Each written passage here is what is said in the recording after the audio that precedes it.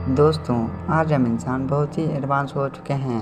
आज हम पृथ्वी से बहुत दूर जा सकते हैं, करोड़ों प्रकाश वर्ष दूर अंतरिक्ष में देख सकते हैं और हम बड़े ही आराम और सुकून से पृथ्वी पर रह रहे हैं। पर ऐसा हमेशा से नहीं था, क्योंकि आज जिस पृथ्वी पर हम रहते हैं वह करोड़ों साल पहले 19,000 डिग्री सेल्सियस तापमान पर खौल रहा था। यानी कि धरती करोड़ों साल पहले एक नर्क जैसा था। तो आज के इस वीडियो में हम धरती के जन्म के इतिहास के बारे में जानेंगे। तो चलिए शुरू करते हैं आज के इस वीडियो को। दोस्तों, आज जहां पर हमारा सौरमंडल है वहां 4.6 अरब साल पहले धूल कण और गैस के ठंडे बादल हुआ करते थे, जिन्हें नीहारिका कहा जाता है।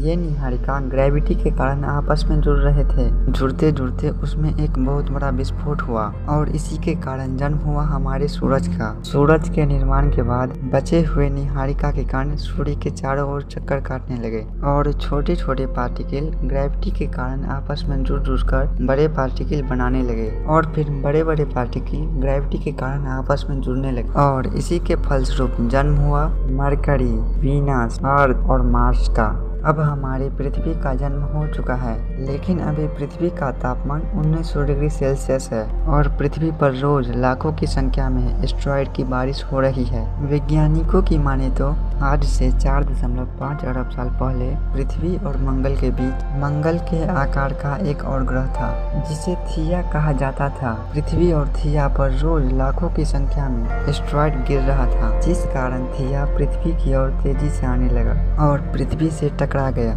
जिसके कारण ही जन्म हुआ हमारे प्यारे चांद का। इस समय पृथ्वी और चांद लावा की तरह खौल रहा था। इस समय चांद पृथ्वी से बहुत ज्यादा दूर नहीं था और पृथ्वी का एक दिन लगभग 8 से 9 घंटे का होता था। समय बीतता गया और पृथ्वी पर रोज हजारों की संख्या में उल्का पिंडों की बरसात हो रही थी। आज से लगभग 3.8 बिलियन साल पहले ये उल्का पिंड अपने साथ कुछ खास लेकर आ रहे थे। उसके अंदर बर्फ के क्रिस्टल जमे हुए थे। हमारी पृथ्वी पर महासागर बनने के साथ साथ इसने नाइट्रोजन गैस को भी पृथ्वी के वायुमंडल में पहुंचाया, लेकिन अभी भी पृथ्वी पर जीवन की शुरुआत नहीं हुई थी। कुछ समय बाद ये उल्कापिंड फिर पृथ्वी पर बरसने लगे। इस बार उल्कापिंड अपने साथ कार्बन, प्रोटीन और एमिनो एसिड को धरती पर पहुंचाया। समय बीतता गया और आज से लगभग 1 अरब साल पहले पृथ्वी के सभी छोटे द्वीप पृथ्वी के टेक्टोनिक प्लेटों में हलचल के कारण एक साथ जुड़ गए और एक बड़ा द्वीप का निर्माण हुआ, जिसका नाम रोडिनिया था। उस समय पृथ्वी का तापमान लगभग 30 डिग्री और एक दिन 18 घंटे का होने लगा था।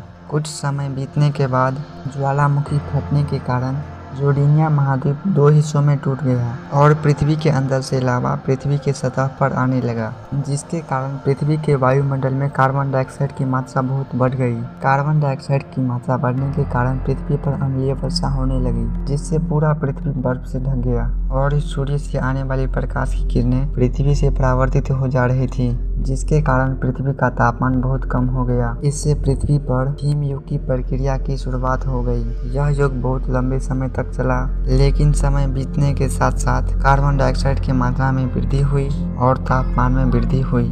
जैसे जैसे तापमान बढ़ता गया, उसके साथ साथ बर्फ पिघलने लगी और महासागरों का निर्माण हुआ। इसी तरह जन्म हुआ हमारी पृथ्वी का।